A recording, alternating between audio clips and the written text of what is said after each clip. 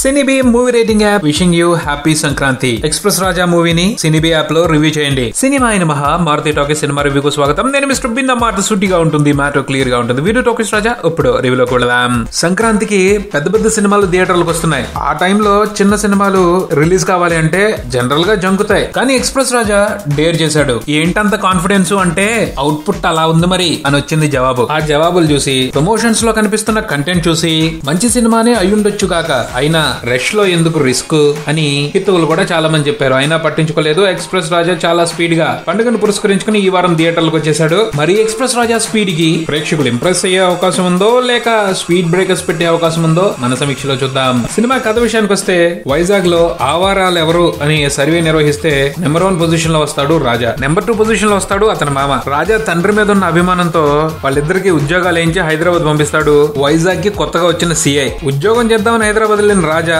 అమూల్యం చూసి ప్రేమలో పడతాడు. ఆల్మోస్ట్ అతని ప్రేమ సక్సెస్ అయిపోయే టైంలో సిల్కీ మూలంగా ఇబ్బందుల్లో పడతాడు. మామూలుగా మొదలైన సిల్కీ సమస్య చిలికి చిలికి గాలివానై రాజాకి ఊహించని వ్యక్తులతో పరిచయాలు ఏర్పరుస్తుంది. ఎక్స్పెక్ట్ చేయని ట్విస్టుల్ని ఎక్స్పీరియన్స్ చేసేట్టు చేస్తుంది. చివరికి సిల్కీ అనే సమస్య ఎలా సాల్వ్ అయింది, రాజా అమూల్యాన్ని పెళ్లి చేసుకున్నాడా లేదా అన్నదే ఈ సినిమా మిగిలిన కథ. సినిమా విశ్లేషణ విషయానికి వస్తే, దర్శకుడు మేర్లిపాక గాంధీ గతంలో వెంకటాద్రి ఎక్స్ప్రెస్ అనే సినిమా తీశాడు. ఆ సినిమా సూపర్ హిట్ అయింది. సూపర్ హిట్ తర్వాత కూడా కొంచెం గ్యాప్ తీసుకుని మరో సినిమా చేస్తున్న దర్శకుడు ఈ మధ్య కాలంలో ఈయనే కనిపించాడు. అలా ఎందుకు చేశారు అని అడిగితే, తొందరపడాల్సిన అవసరం ఉంది, మంచి కథ రాసుకోవడానికి టైం తీసుకున్నాను, అలాగే మంచి కాంబినేషన్ సెట్ అయిన వరకు వెయిట్ చేశాను, ఇప్పుడు మంచి సినిమాతో మీ ముందుకు వస్తున్నాను అన్నాడు. భలే ఉందబ్బా ఈ అబ్బాయి కాన్ఫిడెన్స్ అనిపించింది. కానీ సినిమా చూసిన తర్వాత అతను ఎంత కరెక్టో అర్థమైంది. నిజంగా చాలా బాగా తీశాడు సినిమాని. అందరూ ఇతను ఎగ్జాంపుల్ గా తీసుకోవాలి. చాలా మంది ఓ సినిమా సక్సెస్ అవగానే ఆ సక్సెస్ ని క్యాష్ చేసుకోవడానికి తపన పడిపోతారు. కానీ ఇతను సినిమా మీద అతనుకున్న ప్యాషన్ ని చాటుకుంటున్నాడు. ఎప్పుడూ కూడా నింపాదిగా ఆలోచించి అంకిత భావంతో పనిచేస్తేనే మంచి కథలు వస్తాయి, మంచి సినిమాలు వస్తాయి. అందుకు లేటెస్ట్ నిదర్శనంగా ఈ ఎక్స్ప్రెస్ రాజా సినిమాని చూపించొచ్చు. హడావిడి పడిపోయి కథలు రాసి హరిబరిగా సినిమాలు తీసేస్తే సగం ఉడికినా లేదా ఉడికి ఉడకని సినిమాలే బయటకు వస్తాయి. ప్రతి సంవత్సరం తెలుగులో ఇలాంటి సినిమాలు చాలానే విడుదలవుతున్నాయి. తర్వాత మేర్లిపాక గాంధీ తనకు త్రివిక్రమ్ జంజాల గారు స్ఫూర్తి అని చెప్పాడు. త్రివిక్రమ్ లా అవ్వాలనుకుంటున్న వాళ్ళు తెలుగు సినిమా పరిశ్రమలో చాలా మంది ఉన్నారు. కానీ జంజాల గారిని స్ఫూర్తిగా తీసుకోవాలని కనీసం ఆలోచించే వాళ్ళు కూడా కరువైపోయారు. గాంధీ అటువంటి ప్రయత్నం చేస్తుండటం ఆహ్వానించదగ్గ పరిణామం. ఈ సినిమాలో అక్కడక్కడ జంజాల గారి తరహా కామెడీ కనిపించింది. ఆక్స్ఫోర్డ్ డిక్షనరీని ఇంగ్లీష్ పదాలకి అర్థాలు తెలుసుకోవడానికి మాత్రమే ఉపయోగించడం కాదు, వేరే రకాలుగా కూడా ఉపయోగించవచ్చు. ముఖ్యంగా ఆత్మరక్షణ కోసం అని ఆయన చూపించిన విధానం బహుశా జంజాల గారి స్ఫూర్తితోనే ఆయనకి స్ఫురించింది అని అనుకోవచ్చు. చాలా బ్రహ్మాండంగా డిజైన్ చేశారు ఆ సీక్వెన్స్ అంతర్ని. అండ్ ఈ సినిమా చూసిన తర్వాత చెప్పొచ్చు, మేర్లిపాక గాంధీ టేస్ట్ ఉన్న తెలుగు సినిమాలు తీసే మంచి దర్శకుడిగా ఎదుగుతారు అని. ఇదే ఇంటెన్షన్ తో ఆయన పనిచేసుకుంటూ వెళ్తే లైబ్రరీగా దాచుకునే చక్కటి హాస్యరసభరిత చిత్రాలు ఆయన రూపొందించే అవకాశాన్ని ఊహించవచ్చు.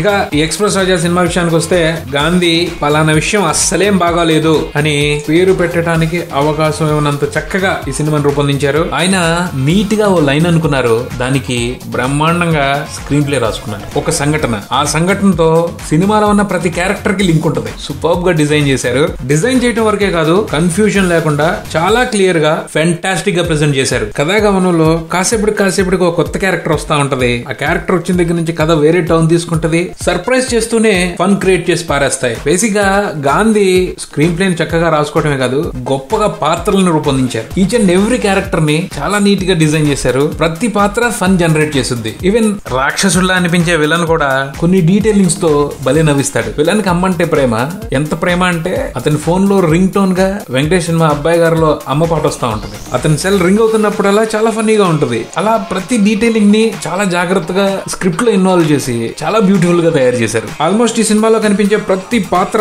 బాగా నవ్విస్తుంది. ముఖ్యంగా సప్తగిరి మళ్ళీ ఎరగదీశాడు ఈ సినిమాలో అసలు కథ మొదలైన తర్వాత సప్తగిరి వచ్చేంత వరకు ఫనీగానే ఉంటుంది. కాకపోతే చిన్న చిన్న నవ్వులు అలా జాయ్ గా గడిచిపోతా ఉంటది. సప్తగిరి వచ్చిన దగ్గర నుంచి పొట్ట చెక్కలైపోద్ది అనమాట. ఎస్పెషల్లీ ఇంట్రోల్ ముందు సప్తగిరి ట్రాక్ మొత్తం కూడా బేబచ్చంగా నవ్విచ్చింది. మిగతా పాత్రలన్నీ కూడా బాగానే గిలిగింతలు పెట్టాయి. రికార్డింగ్ డాన్స్ ట్రూప్ ఓనర్ గా శకలక్ శంకర్, ఐరన్ మ్యాన్ గా ధనరాజ్ ఇంట్రెస్టింగ్ గా నవ్విస్తాడు. బినామీ బ్రిటిష్ గా సుప్రీత్ ఆకట్టుకుంటాడు. ప్రభాస్ సీను హీరో పక్కనుంటూ బోల్డంత కామెడీ చేశాడు. తర్వాత ఊర్వశి గారు చాలా మంచి రోల్ లో కనిపించారు. వసంత కోకిల శ్రీదేవి గా ఆవిడ బాగా యాక్ట్ చేశారు. ఆల్మోస్ట్ అందరూ మంచి ఇంప్రెస్ నోట్ తీసుకున్నారు. శర్వానంద్ ఫుల్ జోష్ గా కనిపించాడు. హీరోయిన్ సురభి బాగుంది. వాళ్ళిద్దరి మధ్యన వచ్చే లవ్ ట్రాక్ ని కొత్తగా డిజైన్ చేశారు. అంటే ప్రేమ కథ కొత్తదని కాదు, వాళ్ళిద్దరిని తెలపడానికి ఆక్స్ఫోర్డ్ డిక్షనరీ సేల్స్ స్కీమ్ ని యూజ్ చేశారు. అది బాగుంది. బేసిక్ గా గాంధీ స్క్రిప్ట్ ని బాగా రాశారు. ఇన్స్పిరేషన్ అని చెప్పేసి ఎక్కడెక్కడి నుంచో వెతుకొచ్చుకోవడం కాకుండా మన చుట్టుపక్కల ఉన్న